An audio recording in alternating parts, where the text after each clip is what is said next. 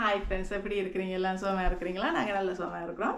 இன்றைக்கி இந்த வீடியோவில் நாங்கள் குக் பண்ண போகிறது பருப்பு சாதம். ஒரு நல்ல ஸ்பெஷலான நல்ல டேஸ்டியான பிரியாணிக்கு ஈக்குவலான ஒரு சாதம் இது பருப்பு சாதம்.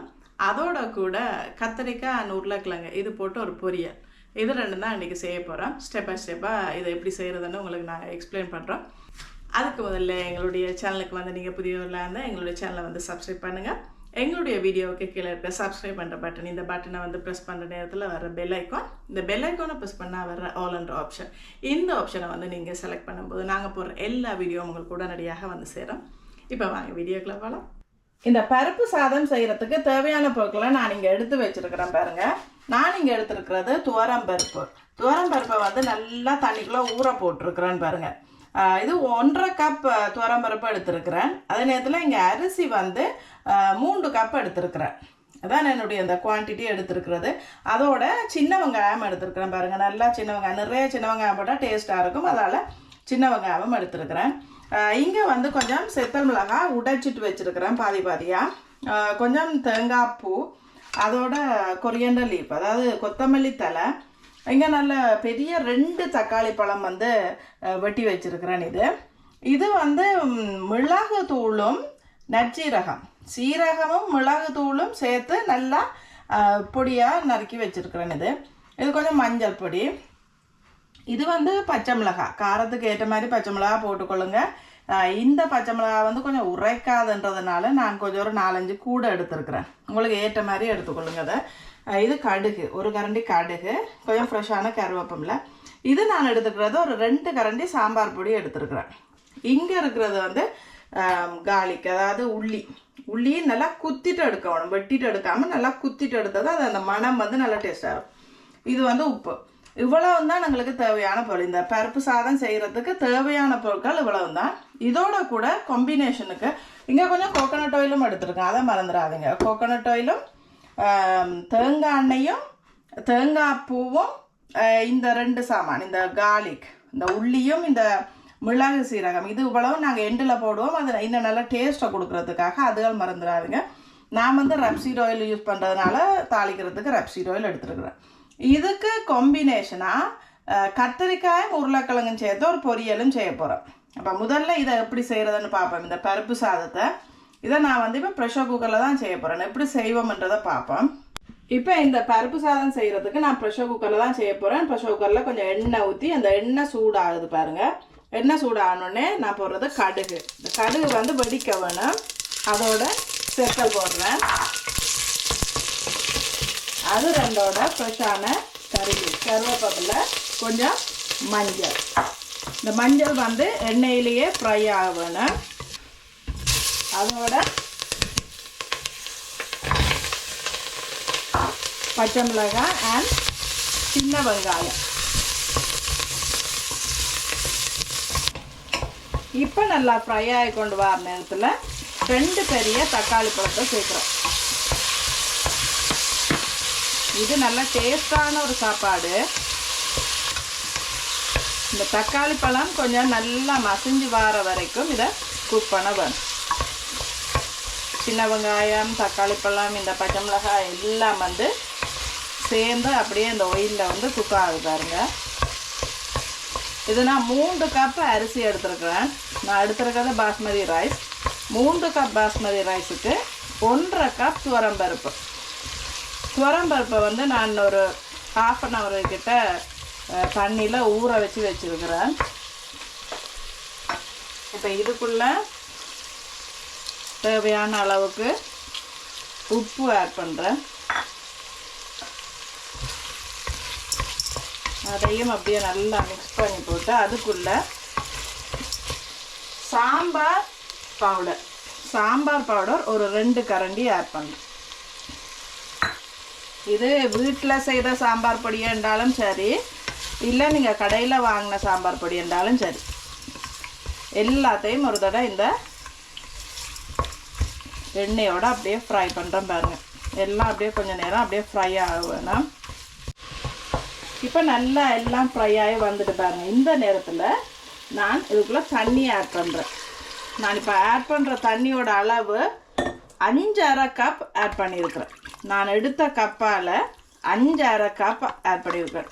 3 கப் அரிசி எடுத்த நான் 1.5 கப் பருப்பு எடுத்துருக்கு.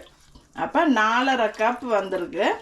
அதுக்கு 5.5 கப் தண்ணி 3 விசிலுக்கு விட வேணும்.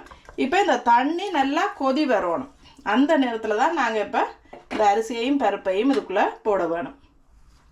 இப்போ பார்த்தீங்களா, இது வந்து இந்த கலரை பாருங்கள் எப்படி இருக்காண்டு ஒரு கோல்டன் கலருக்கு வந்திருக்கு பாருங்கள். இந்த சாம்பார் பவுடர் அண்ட் ஆல்சோ இந்த டொமேட்டோ தக்காளி பழம் இதெல்லாம் சேர்ந்து இப்படி வந்திருக்கு. நான் கொஞ்சம் ஸ்பைசி கூட சாப்பிட்றதுனால செத்தல் மிளகாயும் போட்டு பச்சை மிளகாயும் போட்டிருக்கிறேன். நீங்கள் வேணுமெண்டா இந்த மிளகாயோட அளவுகளை வந்து குறைச்சி கொள்ளலாம். இந்த டைமில் உப்புட அளவையும் பார்த்துக்கொள்ளுங்க. இப்போ நல்லா கொதி வந்துட்டு பாருங்கள், சலசலன்னு கொதி வருது. அந்த நேரத்துக்கு இந்த நான் கழுவி வச்சுருக்கிற அரிசியும் பருப்பும் இது ரெண்டையும் இதுக்குள்ளே சேர்க்குறேன்னு பாருங்கள். இது பிரியாணியை விட நல்ல டேஸ்டான ஒரு சாப்பாடு. இது ஒரு தடவை ட்ரை பண்ணி பாருங்கள். இந்த மாதிரி நல்ல டேஸ்ட்டாக இருக்கும். அரிசியும் பருப்பும் இது ரெண்டையும் போட்டு ஒரு தடவை நல்லா இப்படி கிளறி விட வேணும். கிளறி விட்டுட்டு உப்போட அளவெல்லாம் சரி ப்ரெஷர் குக்கர் லிட்டு போடுறேன். லிட்டு போட்டு ஆவி வருது. இங்கே விசிலும் போட்டுருவேன். போட்டு 3 விசிலில் இதை எடுக்க சரி 3 விசில் வரணும். இப்போ பக்கத்தில் இங்கே ப்ரெஷர் குக்கர் வேலை செஞ்சு கொண்டிருக்கு. அது விசில் வர்றதுக்குள்ளே நாங்கள் அதுக்கான காம்பினேஷனை செஞ்சு கொள்வோம். ஒரு சட்டி வச்சு அதில் எண்ணெய் ஊற்றிருக்கிறேன். அதுக்குள்ளே கொஞ்சமாக கடுகு. இந்த கடுகு வந்து வெடிக்குது பாருங்கள். வெடிக்கிற நேரத்தில் ஒரு 4-5 செத்தல் மிளகாய், அதோட கூட ஃப்ரெஷ்ஷான கருவேப்பிலை எல்லாம் வந்து குக் ஆகிற நேரத்தில் நாங்கள் வெட்டி வச்சிருக்கிற இந்த உருளைக்கிழங்கு கத்தரிக்காய் இது ரெண்டையும் ஒரே அளவுக்கு வெட்ட வேணும். உருளைக்கிழங்கு கத்தரிக்காய் ரெண்டையும் ஒரே அளவுக்கு வெட்டிட்டு இதை அப்படியே இந்த எண்ணெயில் அப்படியே இதை ஃப்ரை பண்ண விட வேணும். இது வெரி சிம்பிளான ஒரு சாப்பாடு. இது கொஞ்சம் இந்த எண்ணெயில் வந்து குக் ஆகட்டும். அதுக்கு பிறகு நாங்கள் இதுக்குள்ளே உப்பை சேர்த்துக்கொள்வோம். இந்த கத்தரிக்காய் உருளைக்கிழங்கு ஒரு நல்ல குட் காம்பினேஷன். அது இந்த பருப்பு சாதத்தோடு வச்சு சாப்பிட இன்னும் நல்ல டேஸ்ட்டாக இருக்கும். கட்டாயம் இந்த காம்பினேஷனோட இந்த சாப்பாட்டை ஃப்ரை பண்ணி பாருங்கள். இது இப்போ ஃப்ரை ஆகட்டும். கத்தரிக்காய் உருளைக்கிழங்கையும் வெட்டிட்டு கத்தரிக்காயை வெட்டிட்டு தண்ணிக்குள்ளே போட்டு வைங்க, இல்லாட்டி அது கொஞ்சம் கருத்து போயிடும். ஒரே அளவுக்கு வெட்ட ட்ரை பண்ணுங்கள், அப்போ தான் அது வடிவாக இருக்கும். அது இது 2வது டிஷ்ஷு. இன்னும் ஒரே ஒரு விசில் அடித்தா சரி. இப்போ இந்த கத்தரிக்காய் உருளைக்கிழங்கு இது ரெண்டுமே வந்து நல்லா வெந்து வந்துட்டு பாருங்க. அந்த எண்ணெயிலேயே அப்படியே பொரிஞ்சுட்டு இந்த நேரத்தில் நான் ஒரு 2 கரண்டி சாம்பார் பொடி போடுறேன் பாருங்க. இது குழம்பு தூள்ண்டு கூட நாங்கள் சொல்கிறது. இதுவும் போட்டு தேவையான அளவுக்கு உப்பு கையில் எடுத்து பார்த்துட்டு போடுங்க. பிறகு வேணுமெண்டா பார்த்துட்டு போடலாம். இது எல்லாத்தையும் சேர்த்து இப்போ ஒரு தடவை நல்லா வடிவாக மிக்ஸ் பண்ணி விட வேணும். நான்ஸ்டிக் சட்டின்றதுனால இது வந்து கீழே ஒட்டாமல் வந்திருக்கு. சம்டைம்ஸ் உங்களுக்கு சட்டி ஒட்டிச்சிருந்தா ஒரு துளி தண்ணி வந்து தொளிச்சு விடுங்க. அதில் இந்த போட்டிருக்கிற இந்த தூள் வந்து இப்போ கொஞ்சம் வேகணும். ஒரு 1-2 மினிட்ஸுக்குள்ளே அது அப்படியே குக் ஆயிரும். இப்போ ஒரு நல்ல அருமையான உருளைக்கிழங்கு கத்தரிக்காய் வறுவல் வந்து ரெடி ஆகிட்டுது. அதே நேரத்தில் இப்போ எங்களுடைய இந்த பருப்பு சாதம் அதுவும் இப்போ ப்ரெஷர் இறங்கி இருக்கும். அதையும் ஒரு தடவை செக் பண்ணிக்கொள்வோம். இது இப்போ குக்காய் முடியுது. இந்த நேரத்தில் சின்னனா சொப் பண்ணி வச்சுருக்கிற கொத்தமல்லி தழை, இந்த கொத்தமல்லி தழை அதோட கூட ஃப்ரெஷ்ஷான கருவேப்பிலை இது ரெண்டும் போட்டுட்டு அப்படியே ஃபுல்லாக கிளறி ஒரு லிட்டை போட்டு இதை மூடிட்டு அடுப்பை ஆஃப் பண்ணி விட்டுருங்க. இப்போ இந்த ப்ரெஷர் எல்லாம் இறங்கிட்டு பாருங்க. இப்போ நான் இதை திறக்கிறேன். எப்படி இருக்குதுன்னு பார்ப்போம். பார்த்தீங்களா, ஃபுல்லாக அது குக் ஆகி இருக்குது. இப்போ இதுக்குள்ளே நாங்கள் இன்னும் சம் இன்க்ரீடியன்ட் சேர்க்க போகிறோம். அதாவது சின்ன சீரகமும் மிளகும் சேர்த்துருக்குறேன். அதே நேரத்தில் உள்ளி வெள்ளை பூண்டு நல்லா குத்திட்டு சேர்க்குறேன். அதோட கூட லைட்டாக தேங்காய்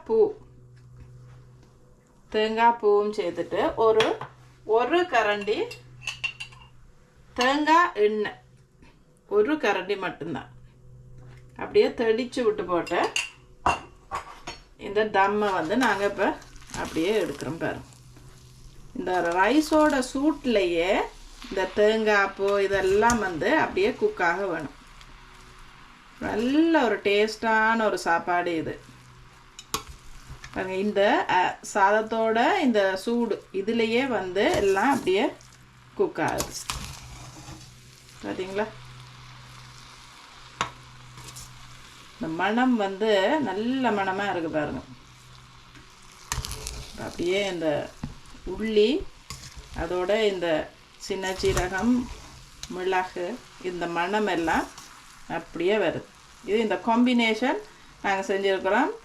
கத்திரிக்காயும் உருளைக்கிழங்கும் போட்ட பொரியல், அதுவும் இன்னும் நல்ல டேஸ்ட்டாக இருக்கும்.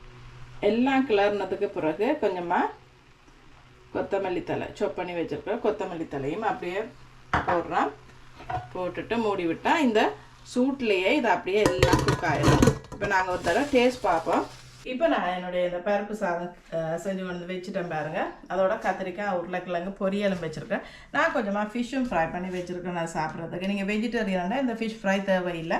இந்த பருப்பு சாதம் அண்ட் உருளைக்கிழங்கு கத்திரிக்காய் கறி இது ரெண்டு தான். இது எப்படி இருக்குன்னு ஒரு தடவை டேஸ்ட் பண்ணி பார்ப்போம். நல்ல மனம் வந்து நல்ல டேஸ்ட்டாக இருக்குமான்னு நினைக்கிறேன். பார்ப்போம் எப்படி இருக்குன்னு பார்ப்போம்.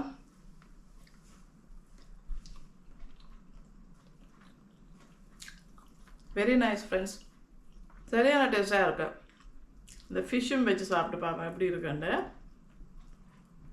ஃபிஷ் வந்து நார்மலாக உப்பு மிளகாத்தூள் இது ரெண்டும் தான் போட்டு நான் ஃப்ரை பண்ணேன்னா.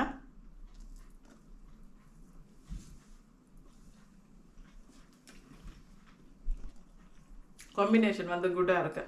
மீன் பொரியலோட இந்த பருப்பு சாதமும் இந்த கத்திரிக்காய் உருளைக்கிழங்கு பொரியல் இது வளம் சாப்பிட்றது நல்ல டேஸ்ட்டாக இருக்குது. ஒரு தடவை ட்ரை பண்ணி பாருங்கள். ட்ரை பண்ணி பார்த்துட்டு உங்களுடைய கமெண்ட்ஸை வந்து என்னுடைய கமெண்ட்ஸ் பாக்ஸில் போடுங்க. இந்த வீடியோ உங்களுக்கு பிடிச்சிருக்குமென்னு நம்புகிறோம். பிடிச்சிருந்தா எங்களை சப்ஸ்கிரைப் பண்ணுங்கள். உங்களுடைய ஃப்ரெண்ட்ஸுக்கும் ஃபேமிலிஸுக்கும் சப்ஸ்கிரைப் பண்ணுறதுக்கு சஜஸ்ட் பண்ணுங்கள். மீண்டும் இன்னொரு வீடியோவில் உங்களை நாங்கள் திரும்பவும் சந்திக்கிறோம்.